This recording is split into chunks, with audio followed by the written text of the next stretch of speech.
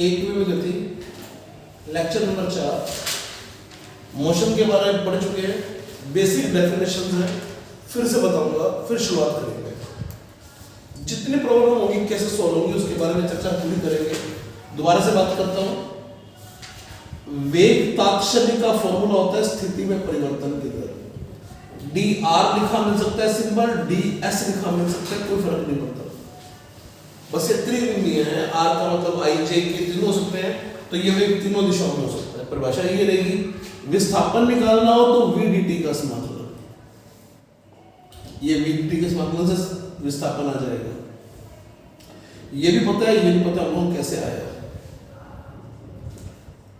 तात्क्षणिक वेग का परिमाण ही चाल होता है, इसके लिए दिशा नहीं चाहिए।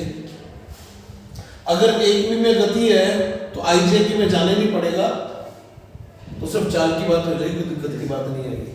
त्वरण की परिभाषा कभी मत भूलिए, ये तात्क्षणिक त्वरण है, dv by dt से आता है। हम लोगों को फिलहाल एकविमीय गति में सिर्फ चाल में परिवर्तन की दर पढ़नी है, दिशा बदलने के बारे में पढ़ने नहीं है। तो ये चाल में परिवर्तन की दर ही नेट त्वरण हो जाएगा। अदरवाइज किसी भी तात्क्षणिक त्वरण के दो घटक होते हैं, एक होता है at और एक होता है ac। एक चाल बदलता है, एक दिशा बदलता है। क्या ये बात सारी हमें समझ में आ गई? चेक कर लीजिए, सारा कुछ ऐसे स्टडी किया गया। हमने कहा था कि जितनी चीजें सॉल्व होंगी वो इस प्रकार की इक्वेशन से सॉल्व होंगी। इसके बाद कुछ स्टेप बताए थे। स्टेप बताने के लिए एक चीज और भी बताई थी साथ में, कि हम लोग दो स्पेशल काइंड ऑफ मोशन पढ़ेंगे। एक मोशन पढ़ चुके स्पेशल काइंड का, कौन सा पढ़ चुके मैंने बता दो, जिसमें एक समान गति हो। एक समान गति का मतलब त्वरण शून्य, त्वरण शून्य तो वेग नियत, वेग नियत हो गया तो ये बाहर आ गया, तो विस्थापन इक्वल टू वेग इनटू समय, एक ही फॉर्मूला हो गया। ये डेफिनेशन है, इसलिए फॉर्मूला यहां से बन गया। वेग नियत बाहर आ गया तो dt का समाकलन t, तो विस्थापन इक्वल टू वेग इनटू समय। कब है ये? एक समान गति। आज नया टॉपिक शुरू करेंगे, एक समान त्वरित गति। ऑफ कोर्स एकविमीय गति पढ़ रहे हैं, भूल मत जाना, दिशा के परिमाण के बदलने की बात है। एक समान त्वरित गति, ऐसी गति जिसके अंदर त्वरण का परिमाण और दिशा दोनों नियत हो। ए का परिमाण भी नियत हो जाए और दिशा भी नियत हो जाए। नियत हो जाए मतलब ना बदले, उस गति को हम लोग क्या बोलते थे? एक समान त्वरित गति कहते हैं। क्या कहते होते? एक समान त्वरित गति। एक समान त्वरित गति की टोटल 5 समीकरणें हमें याद रखनी है, जिनकी मदद से आंसर निकलता है। वो 5 समीकरणें हम बना के रख लेंगे, उनका प्रूफ देख लेते हैं अभी। उन 5 समीकरणों को बना के रख लेते हैं, तो बाद में कभी क्वेश्चन आया तो उन इक्वेशन को हम डायरेक्टली यूज कर पाएंगे, बार बार समाकलन नहीं करते फिरेंगे। तो हम देखते हैं कि क्या क्या 5 इक्वेशन का सेट बन सकता है। चेक करना शुरू करते हैं। ए नियत है, हम सारा कुछ 1D के हिसाब से लिख लेते हैं। a equal to dv by dt, dv equal to a dt। ध्यान से पढ़ना भैया, a टेंजेंशियल है। अब जो यहां से लिख रहा हूं उसको समझिएगा, दोनों तरफ समाकलन कर रहे हैं। मैं बोल दिया t बराबर 0 पर चाल u है, t समय पर चाल v है, dv का समाकलन v होता है और a नियत है, तो dt का समाकलन t हो जाएगा। भूल मत जाना, a नियत से समाकलन से बाहर, dt का समाकलन t। ये बन गया v माइनस u बराबर at, v equal to u plus at। क्या समझ में आ गया कि इसी डेफिनेशन से फॉर्मूला प्रोड्यूस किया गया? ये पहली समीकरण आ गई जिसका इस्तेमाल हम कर सकते हैं। दूसरी समीकरण विस्थापन की निकालनी है, तो इस v को लिख लेते हैं dr by dt बराबर u प्लस at। हम पढ़ चुके हैं कि dr का मतलब होता है v dt है, तो वही लिखा हुआ है v dt का समाकलन देख लो, dr equal to v dt का समाकलन। ये dr equal to v dt का जो समाकलन है वो विस्थापन देगा।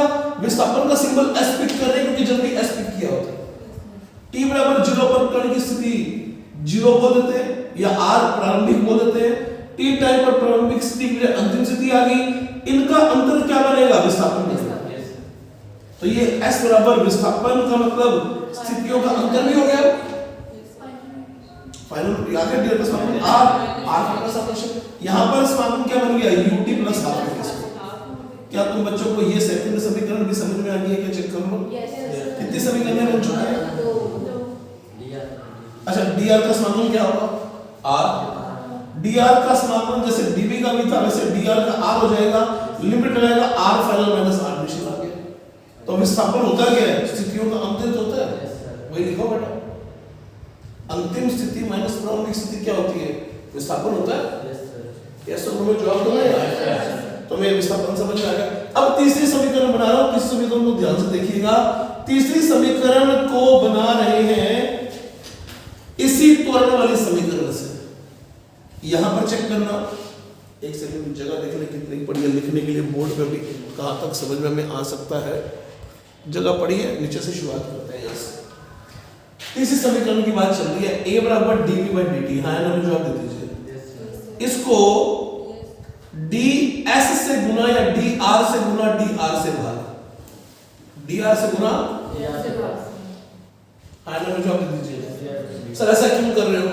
मैं इसको वेग में बदलना चाहता हूं और ये त्वरण वेग और स्थिति में संबंध आ जाएगा। a बराबर ये आ गया वेग, dr बाई dt का मतलब वेग होता है और dv upon dr। v dv बराबर क्या आ गया? v dv बराबर आ गया, इसको इस तरफ लग रहे हैं बराबर adr। आने को जवाब दे दीजिए। दोनों तरफ समाकलन करने पर a नियत है तो a नियत तो समाकलन से बाहर रखा हुआ है। r प्रारंभिक पर वेग u था, r फाइनल पर वेग v मान लेते हैं। v का समाकलन v स्क्वायर बटा 2 a या गया r final minus r initial, ये विस्थापन बन गया s। यहां से आ गया v square minus u square by 2 बराबर as। v square minus u square बराबर 2as, v square equal to u square plus 2as। जवाब चाहिए। क्या आपको एक तीसरी समीकरण की समझ में आ गई है? कितने समीकरण आ चुके चेक कर लो भाई। तो पूछ बेटा, v तो नियत था ना, किसने कहा v नियत था? हमने कब कहा वेग नियत? हम तो कह रहे हैं वेग बदल रहा है, एक समान गति पढ़ रहे हैं, एक समान त्वरण गति पढ़ रहे हैं बेटा। त्वरण नियत है, वेग नियत नहीं है इस प्रॉब्लम में भाई साहब। वेग तो बदल रहा है, त्वरण उपस्थित है। वेग का परिमाण तो इस क्वेश्चन में बदल रहा है, u से v हो रहा है ना। v नियत नहीं है, क्या नियत है? त्वरण नियत है। क्या तुम्हें तीसरी समीकरण आ गई? समझ में कैसे आई है? ये तीनों समीकरण हमें याद है, कोई दिक्कत नहीं है। लेकिन मैं कितनी क्वेश्चन का सेट बताया इसको? 5 का सेट बताया। बहुत ध्यान से समझना जो बताने जा रहा हूं, आराम से सीखना, कोई गड़बड़ की बात नहीं आएगी इसके अंदर। इस इक्वेशन में से a को गायब करना है, फर्स्ट इक्वेशन का यूज करना है। यानी a को गायब करना है, यानी at को गायब करना है। यहां लिख रहा हूं, नहीं समझ में आया तो जवाब दीजिएगा, ठीक है जी? दिखाई दे रहा स्क्रीन पे, चेक समझ पाएगा। s बराबर ut plus half at square था तो t into at लिख लिया हमने। कोई दिक्कत तो बता दीजिए। लिखा तो हाफ at स्क्वायर हुआ है, क्लियर है जी? ut प्लस हाफ t, 80 का मान यहां से रख लेता हूं v माइनस u।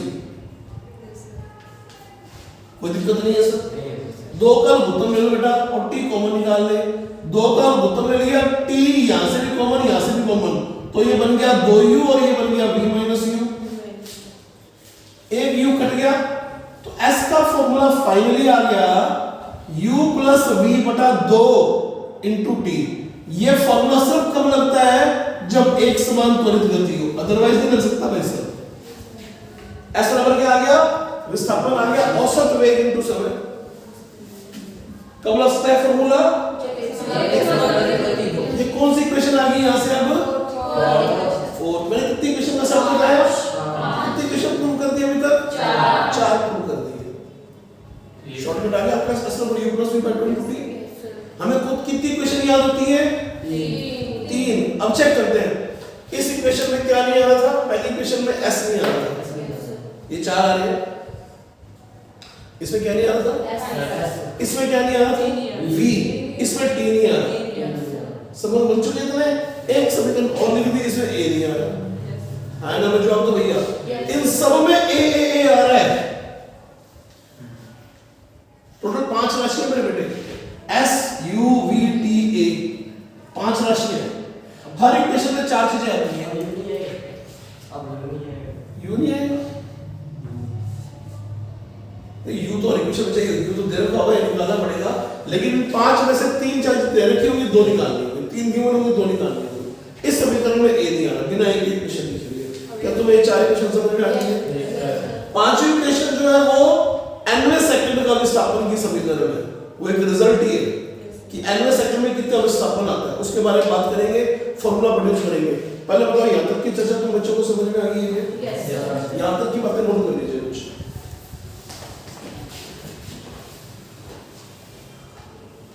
मैं फिर पूछता हूँ कि तुम्हें यहाँ तक का मामला समझ में आ गया क्या बच्चों?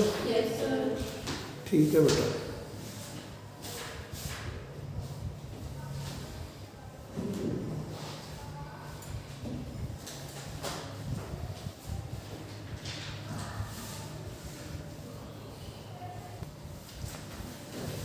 एक समान त्वरित गति के लिए ये 4 इक्वेशन का सेट बन चुका है। एक इक्वेशन हमें अभी और डिराइव करनी है। एक समान त्वरित गति की सारे क्वेश्चन इससे सॉल्व हो जाएंगे हमारे, जो 5 इक्वेशन का सेट बनेगा। बाकी सारी लिखने की एक्यूरेसी होगी। तो हम लोग जा रहे हैं हमारी नेक्स्ट इक्वेशन पर, जो कि 5th इक्वेशन है। एक समान त्वरित गति के लिए जिसका डायरेक्टली यूज किया जा सकता है उसकी बात कर रहे हैं। इस साइड को हटा रहे हैं, बस मुझे इतनी जगह चाहिए, एक बात तो लिखना फिर हटाइए सारी चीज। नोटिस कीजिएगा 5वीं इक्वेशन क्या चीज है? 5वीं इक्वेशन है nवें सेकंड में तय विस्थापन। nवें सेकंड में तय विस्थापन, nवें सेकंड में तय विस्थापन। nवें सेकंड में तय विस्थापन समझना, जैसे मैंने बोला 5वें सेकंड में, 5वां सेकंड जो होता है वो चौथे से 5 वाला होता है। जैसे चेक करना, एक बॉल आगे की तरफ जा रही है और त्वरित गति है, तो हम लोग बात करें इस तरीके से कि ये पहला सेकंड, ये फर्स्ट सेकंड है। यहां पर 1 सेकंड बीत चुका है, लेकिन ये पहला सेकंड था। यहां 2 सेकंड बीत चुके हैं यहां से यहां तक, लेकिन ये वाला दूसरा सेकंड था। यहां समय 3 सेकंड बीत चुके हैं यहां से यहां तक, लेकिन ये वाला तीसरा सेकंड था। हाँ ना, मुझे जवाब दे दीजिए, क्या पहला सेकंड कब है, दूसरा कब है, तीसरा कब है? समझ में आ रहा है? चौथा सेकंड कब होगा, 5वां कब होगा? तीसरा ये रहा जो 3 और 4 के बीच में चौथा सेकंड, 4 और 5 के बीच में 5वां सेकंड। क्लियर है जी? तो nवां सेकंड कब होगा? nवां सेकंड होगा n-1 और n के बीच में। हाँ ना, में जवाब दे दीजिए। क्या आपको बात समझ में आ गई है? अगर मुझे तीसरे सेकंड का विस्थापन निकालना है तो 3 सेकंड के विस्थापन में से 2 सेकंड का विस्थापन माइनस कर दूंगा। यस और नो में जवाब दे दीजिए बच्चों। तो यहां बात लिख रहे हैं nवें सेकंड के विस्थापन के बारे में। nवें सेकंड का विस्थापन निकालना है तो nवें सेकंड के विस्थापन का सिंबल Sn नहीं होगा, n सेकंड में विस्थापन माइनस n-1 सेकंड में विस्थापन। जवाब दे दीजिए, क्या तुम बच्चों को ये बात समझ में आ गई है? n सेकंड में विस्थापन कितना आ गया? ut plus half at square. ये n सेकंड में विस्थापन हो गया, ut plus half at square. n second बीत चुके हैं तो t की जगह पे n लिख दिया, ut plus half at square minus ut plus half at square. जवाब दे दीजिए, क्या ये बात समझ में आ गई क्या?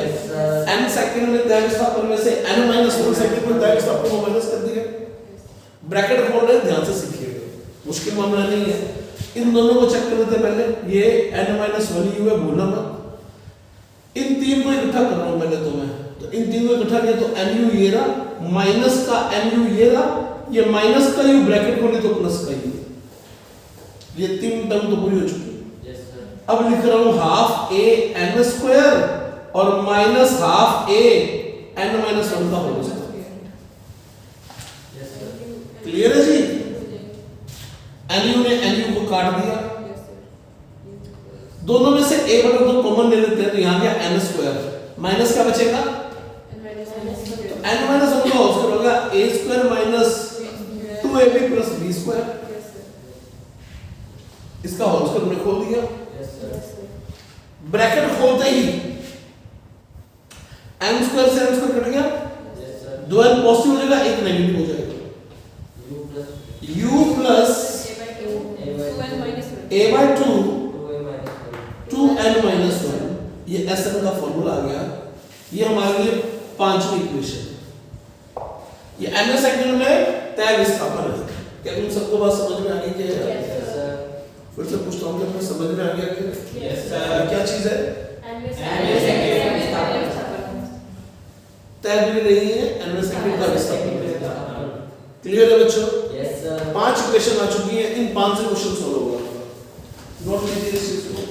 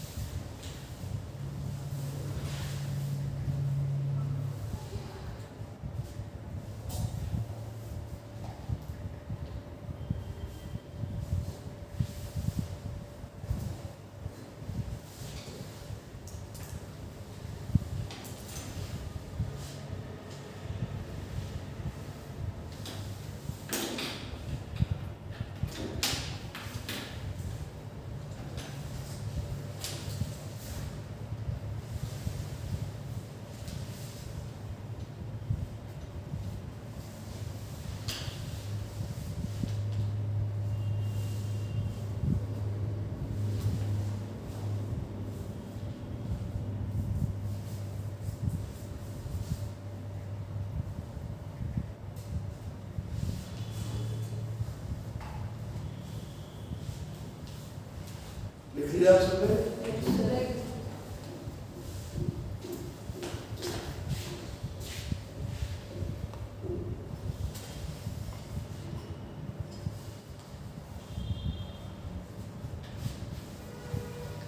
Sn equal to u plus a/2 into n minus 1.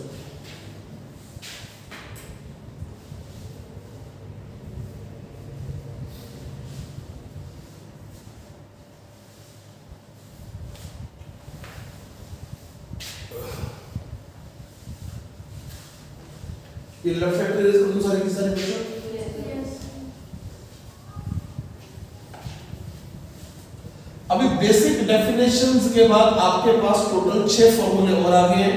5 ये और एक फॉर्मूला आया था, एक समान गति में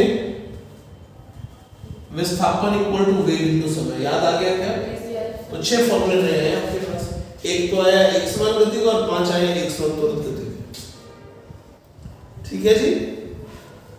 यहाँ तक में कोई डाउट हो तो बोल दें आप लोग प्लीज मुझे। यहाँ तक में कोई डाउट हो तो बोल दो बेटा प्लीज, कोई डाउट नहीं है तो आगे देखते हैं इसके अंदर।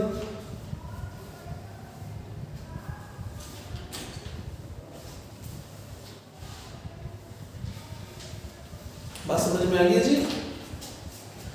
तीसरा क्वेश्चन कौन सा रह गया? असमान त्वरित गति। कौन सी गति रह गई? कौन सी गति रह गई? अब असमान त्वरित गति रहेगी तो पहचान कैसे होगी? असमान त्वरित गति का मतलब त्वरण का जो परिमाण है वो नियत नहीं है, उसे असमान त्वरित गति बोल रहे हैं। यानी त्वरण का जो परिमाण है वो बदल रहा है। तो क्वेश्चन कैसे सॉल्व करेंगे? तो इन क्वेश्चंस को सॉल्व करने के लिए बेसिक डेफिनेशंस और इंटीग्रेशन अप्रोच ही है।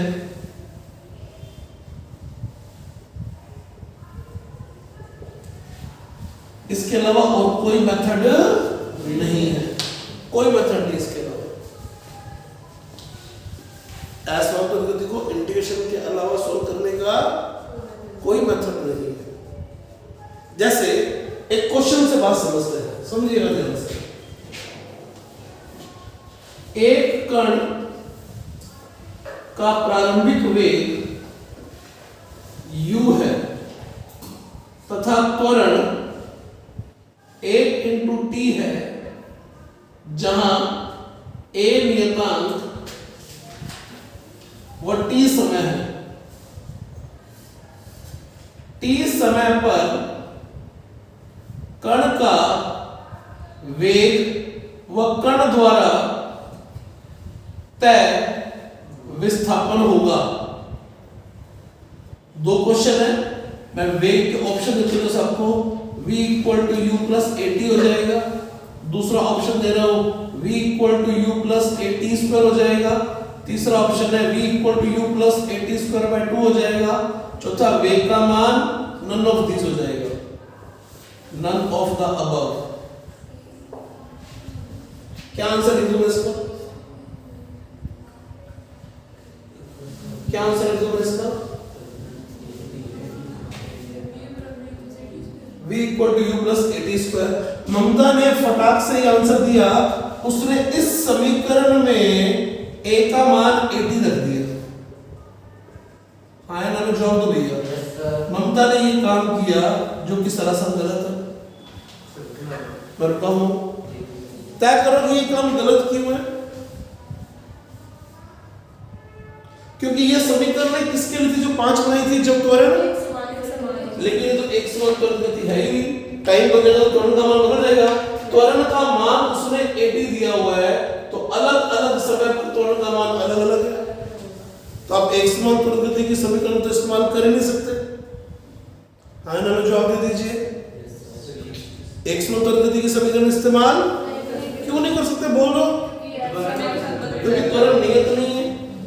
क्योंकि त्वरण, तो फिर क्या करें? तो बेसिक डेफिनेशन में जाओ, इंटीग्रेशन करो, फिर को सॉल्व करने के लिए फिर त्वरण की परिभाषा लिख लो। त्वरण का मान 80 दिया हुआ है, इसको dv by dt लिख लो। बेसिक परिभाषा तो बदलेगी नहीं। तो dv का मान कितना आ गया?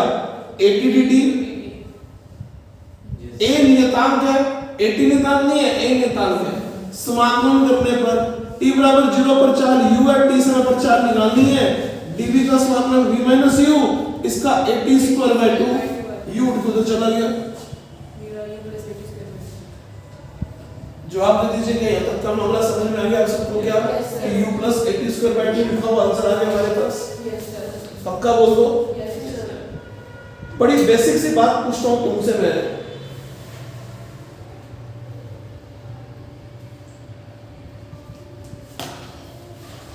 और बेसिक सी बात यह है कि असमान त्वरित गति के लिए फॉर्मूले बना के क्यों नहीं रखे? क्योंकि असमान त्वरित गति में असमान त्वरण का मान तो हर बार नया दे देगा वो। तो हम फॉर्मूला बना के रख ही नहीं सकते, हमें तो परिभाषा का इस्तेमाल करना पड़ेगा। आया ना, जवाब दे दीजिए। पूरी बात समझ में आ गई? मैं चैप्टर खत्म करने वाला हूं, जो दिन तो बातों से खत्म कर दूंगा चीजों को। क्वेश्चन तो मैं 3-4 दिन करेंगे, ग्राफ बनाएंगे, बहुत कुछ सीखेंगे, लेकिन सोचना क्या है मैं अगले आर्टिकल में खत्म कर दूंगा कि how to start the problem. Problem को शुरुआत कैसे करनी है।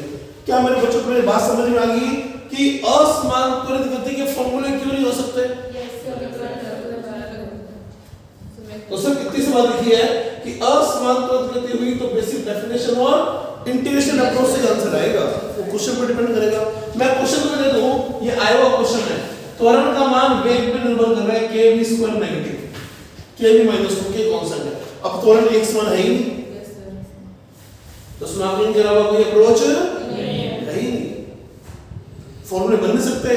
बेसिक परिभाषा में ही, इसमें ही, इसकी जगह पर kv square dv by dt, v को एक तरफ इकट्ठा करके इंटीग्रेट करेंगे तभी आंसर आएगा, वरना आंसर आ ही नहीं सकता। यस और नो जवाब दो यार। तो बात समझ में आ रही सारी की सारी? तो तुम पहले इस क्वेश्चन तक पूरी बात लिखो, फिर हम इस पूरे चैप्टर की कहानी को कंक्लूड करेंगे। ठीक है जी, यहां तक लिख लीजिए।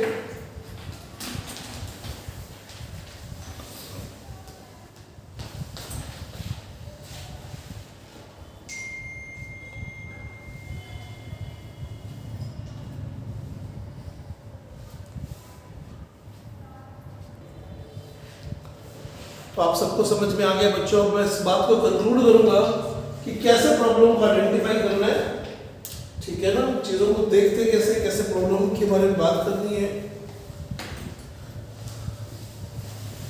अभी क्वेश्चनिंग में नहीं जाएंगे बहुत ज्यादा, क्वेश्चनिंग में हम लोग जाएंगे जब हम लोग ग्राफ बनाना सीख लेंगे और उन ग्राफ के क्या फायदे हैं उसके बाद हम लोग क्वेश्चनिंग में जाएंगे। हम पहले अपना सारा बेस क्रिएट कर रहे हैं बातों का, हमें पूरी बात समझ में आनी चाहिए। हटाते हैं इस चीज को और ध्यान से देखिए। इक्वेशन आप सबको समझ में आ गई है कि इक्वेशन सॉल्व करने के लिए आपके पास अब क्या क्या है। दोबारा से बातचीत लिखूंगा सारी की सारी का, आपको समझ में आएगी बात,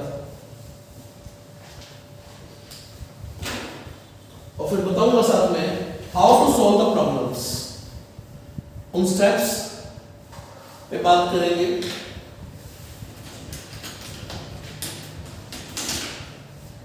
चेक कीजिए हमें अब क्या क्या जानकारी प्राप्त हो चुकी है। ये जानकारी थोड़ी पहले भी लिखी थी हमने, v equal to d r by d t, d r equal to v d t, ये डेफिनेशन पहली थी। औसत की परिभाषा लिख रहे हैं, तात्क्षणिक वाली परिभाषा लिख रहे हैं, a बराबर dv by dt, dv equal to a dt। एक मिनट में गति की बात करनी है तो वेक्टोरेशन हटा के 1d की बात हो जाएगी। हमें यहां तक में कोई प्रॉब्लम नहीं है। औसत की परिभाषा आती है, औसत पे जब डिमांड होगी तो बात कर लेंगे। ये समझ में आ गया, ये बेसिक परिभाषा है। हां ना क्या बोलते हैं, एक भी में तो सर ये 4 ही रहेंगे। किसमें? एक भी में गति है, एक भी में गति में तात्क्षणिक वेग होता है वो 4 ही रहेंगे। 4 क्यों रहेंगी? 4 क्यों रहेंगी? इसको एक भी में गति में लिखें तो सिर्फ dx निकले, dx equal to v dt, और ये v भी x दिशा का आ गया है ना मुझे आप बेटा। और अगर यहां लिखना है तो ये dv भी x का ही है बराबर ax dt। इंटीग्रेशन का संख्या मतलब एक बार लगाने दो तो पूरा ये x दिशा की बात होगी। ये x दिशा का विस्थापन देगा, ये x दिशा का वेग है, ये सब है। 4 क्वेश्चन मुझे तो परिभाषा लिखी है। अब इन परिभाषाओं के बाद बात करते हैं, ढंग से सुनना भाई साहब। तुम्हें अब समझ में आ गया कि या तो गति होती है एक समान गति, या गति होती है एक समान त्वरित गति, या गति होती है असमान त्वरित गति। बेसिक डेफिनेशन से सब कुछ सॉल्व हो जाता है, लेकिन इसका फॉर्मूला बना के रख लिया displacement equal to velocity to time. इसके 5 फॉर्मूले बना के रख लिए हमने, ये वाले, इसके हमने ये वाले 5 फॉर्मूले बना के रख लिए। कौन सी चीज क्या है हम सब समझते हैं। Yes sir. ये इक्वेशन भी इसी की थी। हाँ ना मुझे दे दीजिए। yes, और इसके लिए बोल दें ऐसा आ गया तो डेफिनेशन में वापस जा। इनको भी तो इस डेफिनेशन से प्रोड्यूस किया था। yes, क्या तुम्हें बात समझ में आ गई है कि 1D मोशन में डेफिनेशंस के अलावा कुछ नहीं है। तुम नोटिस करो इस बात को कि पूरे चैप्टर को शॉर्ट नोट में लाया है। अभी परिभाषा और ऐड कर सकते हैं, विस्थापन की परिभाषा, दूरी की परिभाषा, औसत वेग की परिभाषा, औसत चाल की परिभाषा, औसत त्वरण की परिभाषा। ताशरी तो आ गया, ताशरी तो आ गया, औसत त्वरण की परिभाषा, औसत वेग की परिभाषा, औसत चाल की परिभाषा। ये द्वारा शॉर्ट नोट बन गए। क्वेश्चन ऐसे सॉल्व हो गए। अब बारी आती है नेक्स्ट शॉर्ट नोट के अंदर ऐड करने की, how to solve problems. How to solve problem में सबसे पहला स्टेप जो होगा, ध्यान सुनना, मैंने स्टेप पहले भी लिखा है लेकिन मैंने तब कहा था कि मैं स्टेप दोबारा से लिखवाऊंगा। अब मेरे पास सारी चीजें पूरी होगी मैं बताने वाली, तो मैं स्टेप्स को फाइनल टच दे रहा हूं। How to solve problem number 1, number of moving object कितने हैं। नंबर ऑफ मूविंग ऑब्जेक्ट्स कितने हैं, कितने ऑब्जेक्ट उस प्रॉब्लम में चल रहे हैं। yes, जल्दी क्या होगा, एक कार जा रही है, एक पत्थर को फेंक दिया। लेकिन कई बार क्या होगा, एक कार है पीछे से दूसरी कार आ रही है, 2 लोग आगे, एक कार है पीछे से बच्चा दौड़ रहा है, एक पत्थर को नीचे से ऊपर फेंका, एक पत्थर को ऊपर से नीचे फेंका। सबसे पहला काम क्या करना है, हो सकता है कि वो 2 हो सकता है वो एक ही हो, वो बात करेंगे। बंदूक को नीचे अलग बात आएगी। फिलहाल हम काइनेमेटिक्स की बात कर रहे हैं। Number of moving object. Number 2, इनके टाइप ऑफ मोशन क्या है, इनमें से वो निर्धारित करो कि किसकी एक समान गति है, किसकी एक समान परित गति है, किसकी असमान परित गति है। पहचानो, क्वेश्चन में दे रखा होगा, वो तो वर्डिंग में होगा, आईना में जवाब दे दीजिए। क्लियर है? दूसरा काम पूरा होगा। तीसरा काम होगा मूल बिंदु निर्धारित करके एक्स वाई मान लो कि पॉजिटिव मान रहे हैं, 1D है तो इधर ही आएगी प्रॉब्लम, तो या इधर जाएगी। आप पॉजिटिव एक्स पॉजिटिव वाई निर्धारित कर लें कि मेरे में पॉजिटिव दिशा ये और पॉजिटिव ये मानूंगा। क्या तुम्हें समझ में आ गई चीज? चौथी चीज, दी गई प्रॉब्लम का डायग्राम बनाओ। दी गई प्रॉब्लम का डायग्राम बनाओ और सभी नॉन क्वांटिटी ज्ञात राशियों को चिन्ह सहित लिखो, चिन्ह के साथ लिखो। जो पॉजिटिव हो पॉजिटिव, जो नेगेटिव हो नेगेटिव लिखो। पॉजिटिव नेगेटिव का ध्यान रखो। 4 चीजें होगी। इसके अंदर एक बात और सकती है, और या वेग समय ग्राफ बनाओ। इसके क्या फायदे हैं मैं पहले बता चुका हूं, ये बताने बाकी है अभी। या दोनों से सीखो, ये दोनों आएगा तो काम करने लिए आसान हो जाएगा। तुम्हें अपने आप तय करना आ जाएगा कि मैं क्वेश्चन ग्राफ से करूं या डायग्राम से करूं। ग्राफ से करूंगा तो आसान हो जाएगा, डायग्राम से करूंगा तो आसान हो जाएगा। ये तुम्हें तय करना आ जाएगा। तुम्हें दोनों चीजें सोचनी आनी चाहिए। और वेग समय ग्राफिक को जिक्र कर रहे हैं सर, वो भी अगले आर्टिकल में जब जाएंगे ग्राफ के बारे में चीजों में, तब इस पर चर्चा खुल के करेंगे। अब वेग समय ग्राफ ज्यादातर वेग समय ग्राफ हो गया तक स्टेप। उसके बाद 5वां स्टेप तो साथ है, आपने सब कुछ लिख लिया, ये डिसाइड कर चुके, ठीक है। रिक्वायर्ड या आवश्यक इक्वेशन से प्रॉब्लम सॉल्व करें, प्रॉब्लम सॉल्व कर ले, दैट्स इट। रिक्वायर्ड तो जो भी आवश्यक समीकरण आपके पास है, जो आपने वहां लिख रखी है कि इससे सॉल्व करेगा या इससे इससे इससे इससे इससे सॉल्व करेगा, उससे प्रॉब्लम सॉल्व कर दो। लेकिन स्टेप तुम्हारे ये आएंगे। सबसे इंपॉर्टेंट स्टेप रहेगा इन चीजों को निर्धारित करना। ये सब दिमाग में हो जाएगा स्टेप, तो लिखा बड़ा बड़ा है। सीधा तुम इस जगह से यहां जंप करोगे, सीधा यहां जंप करोगे। ये तो लिखने के लिए बड़ा लग रहा है। मैंने कहा एक कण सीधी रेखा पर नियत त्वरण v से त्वरण a से गतिशील है। तो डायग्राम बनना शुरू हो गया, नियत त्वरण a से गतिशील है। लो जी पकड़ो, ये लिखा आ जाए, निर्धारित हो गया। नियत चाल से गतिशील निर्धारित हो गया, नियत चाल से गतिशील है, और टाइप डिसाइड करना शुरू हो गया। ये दिमाग में अपने आप चीजें क्लियर होगी। एक ही कण है, ये टाइप ऑफ मोशन है, ये तो लिखा मिलेगा। आना में जवाब दो भैया। एक कण को ऊपर फेंका, एक कण को ऊपर से छोड़ा, तो जी नियत है, तो 170 गति होगी। प्रॉब्लम का डायग्राम बनना शुरू हो गया। डायरेक्टली इन स्टेप से इस स्टेप पे आ गए। आना में जवाब दे दीजिए। क्या तुम सबको बात समझ में आ रही है? सभी को बात समझ में आ रही है? कैसे प्रॉब्लम के बारे में सोचना है, इससे बाहर नहीं जाएंगे, ध्यान रखिए। इन स्टेप से बाहर जाने की आवश्यकता हमें नहीं पड़ेगी। मैं कहूं चैप्टर खत्म हो गया तो ये गलत होगा। चैप्टर में सबसे इंपॉर्टेंट बातें क्या सीखनी है? अभी ग्राफ सीखने हैं, और उस ग्राफ से हमें क्या क्या मिल सकता है वो चीजें भी लर्न करनी सीखनी है। हाँ ना, जवाब दीजिए कि यहाँ तक की बातें समझ में आ गई आप सबको? तो यहाँ तक लिख लीजिए आप लोग। थर्ड पॉइंट में निर्देश तंत्र निर्धारित कीजिए। आप मूल बिंदु निर्धारित करो। क्या कह रहे हैं आप? तो लिखो, मैं क्वेश्चन देता हूँ, उसको क्वेश्चन देता हूँ, चिंता नहीं है। ये ग्राफ नहीं होगा। क्या कह रहे हैं बेटा? क्या बताऊँ थोड़ा सा? अभी तो क्वेश्चन लिखो, पर लिख लो, दे लो क्वेश्चन में, तो निर्धारित करेगा, देखता चल। इतना तो लिख।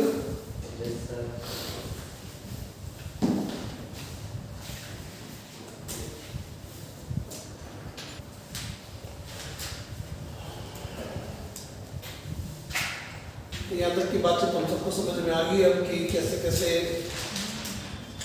चीजों को सोचना है। ग्राफ वाली बात हम नेक्स्ट लेक्चर में करेंगे। आज एक अलग क्वेश्चन करवा के देख लेते हैं कि बात क्लियर हो रही है या नहीं हो रही है। इतने सब समझ में आते हैं नहीं आते सोखा सा मामला है। तो एक आधे क्वेश्चन से शुरुआत करते हैं। तुम्हें ना करो नहीं करते।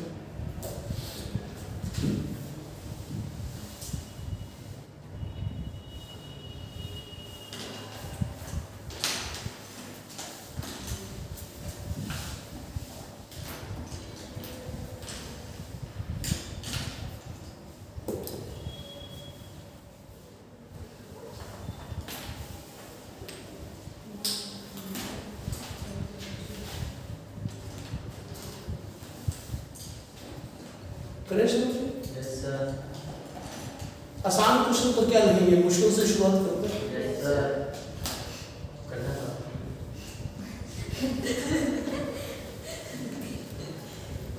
लेकिन सोचना पूरा सिखा दूंगा मैं। फिर नंबर ऑफ वॉल्यूम का बजट चाहिए तो चाहिए लाजिम नहीं है कि 2 मिनट सोचने पड़ेंगे तो सोचने पड़ेंगे। सोचते हैं क्वेश्चन की वर्डिंग ध्यान से सुनना। डायग्राम कितना तो बना के दे रहा हूं मैं। एक स्टूडेंट है, एक बस है, इनके बीच का गैप D है। वर्डिंग सुनिएगा ध्यान से। एक विद्यार्थी, उसकी स्कूल बस, जैसे ये रोड पे आया बस ये खड़ी थी। t=0 समय पर सुनना ध्यान से। t=0 पर बस विरामावस्था से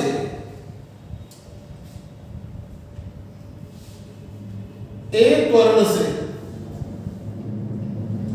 S से दूर जाना शुरू करती है। हाँ स्टूडेंट से। तथा इसी क्षण स्टूडेंट नियत चाल A से नियत चाल U से बस के पीछे दौड़ना प्रारंभ करता है।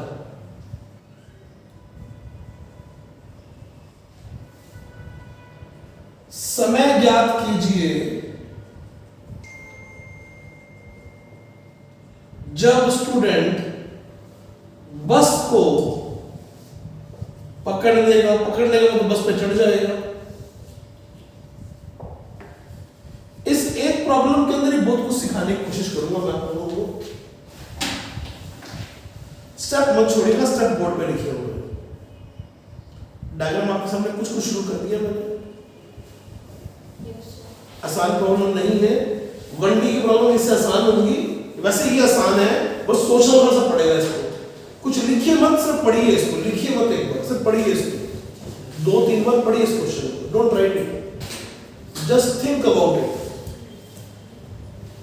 इसका सॉल्यूशन हम लोग इस तरफ शुरू करेंगे जी। डायग्राम तो ये दे दिया हमने। ये स्टूडेंट, ये बस, बीच का गैप D है। अब क्या करूं ये बता दो। इन स्टेप्स पे आ जाओ सीधा। 2 ऑब्जेक्ट, एक स्टूडेंट एक बस। अब बोलो एक लाइन में मोशन है। अब बताओ कि टाइप ऑफ मोशन डिसाइड करना जरूरी है। पढ़ दो। देखो उसने बोली स्टूडेंट की सर नियत है। क्या नियत है? स्टूडेंट की क्या नियत है? पूरी बात वो स्टूडेंट की नियत है। ये क्या बात है? हमें क्या पता नियत है बदनियत है? स्टूडेंट की 4 नियत है। और बस एक समान बस की तो नियत है। साफ लिखा हुआ है एक नियत से जाना शुरू होती है। तो ये पता लग गया कि ये नियत चाल से दौड़ेगा, ये नियत त्वरण से जाएगी। जब एक त्वरण से आता है एक समान त्वरण नहीं होगा। एक त्वरण लिख दिया तो एक का मान तो बदल नहीं रहा, नियत त्वरण नहीं हो गया। अब तुम्हें पकड़ना है इस बात को, वो चीज बना पाओ कि स्टूडेंट ने बस को पकड़ लिया।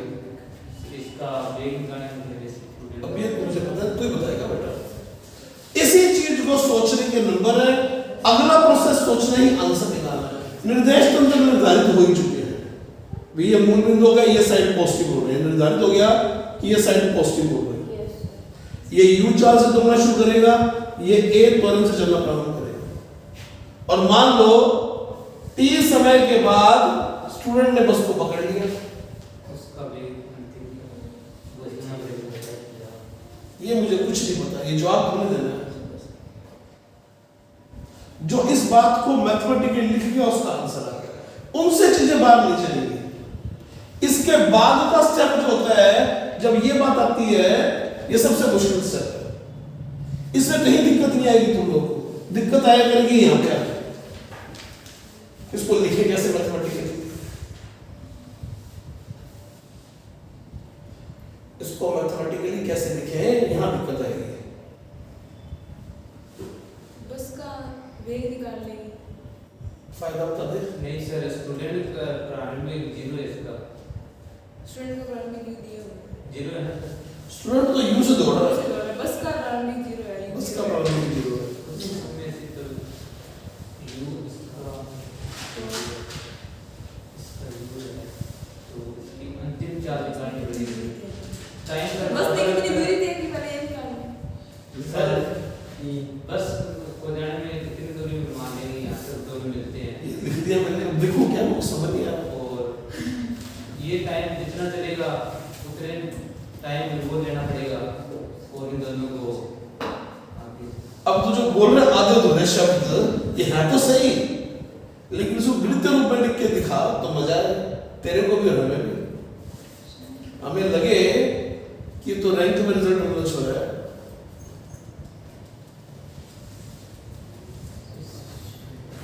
बात तो सही बोल रहा है, लेकिन आधे अधूरे शब्द बोल रहा है।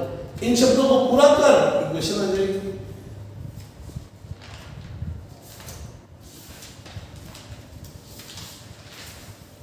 टाइम सब दोनों को बराबर लगेगा। बिल्कुल सही है जी, सेम टाइम में दोनों शुरू बराबर टाइम लगेगा। Yes sir. इसे दोनों के टाइम टी लिख दिया तुमने। और तब टाइम किस निकालना है उसका?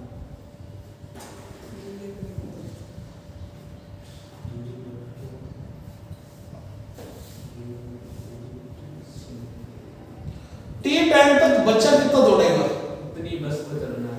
बच्चा दौड़ेगा कितना, यू स्पीड से दौड़े जा रहा है, यस सर। कितना दौड़ेगा, दूरी दूरी चाल कैसे इसकी नियत है, तो कहेंगे बच्चा टी टाइम तक यू स्पीड से दौड़ रहा है तो यू टी चलेगा। Yes sir. बच्चा कितना चलेगा, बस चलेगी। बस का यू जीरो था, यू जीरो तो टी टाइम बस कितना दूर जाएगी,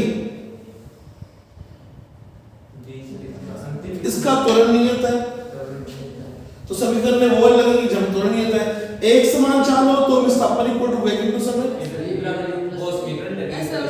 कौन सा भी s equal to u plus half a t square, u zero है तो t टाइम में ये जाएगी हाफ एटी स्क्वायर। अब क्या करें, अब सर तो ये T का तीन मान काट लो सर, तीन काट लेते हैं सर। जैसे अरे इसको क्या करूं, बराबर को कुछ करूं, क्या करूं, हाँ तो तुम्हारा बराबर नहीं करना था सर टी t कैसे निकालूं, सर। टी को सर सर एस का मान सर बराबर ही करो एस इसका। बराबर बराबर नहीं करना सर इसको। सर बटे तो में दूरी बराबर है दोनों की। निकाल लो टी। सर दूरी बराबर है, तो टी निकालने के लिए तो एस की जगह अरे पे दूरी T बराबर का थोड़ी है मेरी, बराबर नहीं है सर, टाइम तो सही है, बराबर। सर अब रुको, कहीं नहीं जा रहा। टाइम दूरी तो टाइम इस इक्वेशन देखिए से बनाएंगे। लिख दूं मैं, जितनी दूरी सर, कम रहेगा उतनी दूरी बस। दूरी है ना, दूरी और ये दूरी टी की इक्वेशन सर इन दोनों को सर देखा लिख घटा ले। अब क्या करूं, टी का मान आ गया। घटा ले, बराबर तो दूसरा कोई t का मान आएगा, बराबर नहीं है सर। बराबर रख नहीं सकते। बराबर नहीं है सर, इनमें एक का मान कितना पड़ेगा, टी का नहीं कर सकते, टी तो निकालना ही है। तो दूरी नहीं करेंगे ए का मान रख दो ना सर। सुधी और कलम। तो दूरी का ही मान कितना ये लो जी, आपके विचारों को देते हैं विराम, खत्म करते हैं आज का काम। निकाल दिया गया तो प्लस डी दूरी ज्यादा चाहिए बस स्टूडेंट से। हाँ बच्चे से Yes, sir. नहीं सर एज स्टूडेंट ज्यादा चाहिए। टोटल दूरी इसकी ये पहले वाले बस- दूरी और बस की दूरी बस Yes, sir. भी ये यूटी से दौड़ रहा है, वो हाफ एटी से कैसे जाएगी? Yes. अगर इसकी दूरी गैप प्लस हाफ एटी से के बराबर होगी तो पकड़ लिया। Yes, sir. अगर बच्चे द्वारा तय दूरी gap plus half a t square से छोटी है तो ये पीछे है अभी भी। ये चौड़ाई यूटी है और UT D plus half a t square से छोटा है तो UT plus half U D ये रहा हाफ एटी स्क्वायर ये रहा D plus half a t square ये रहा यूटी से छोटा तो बच्चा पीछे खड़ा है अभी भी।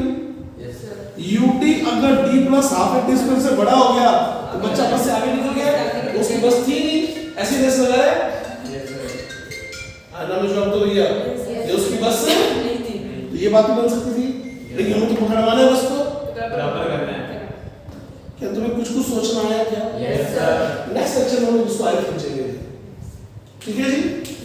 अभी के लिए चलते हैं।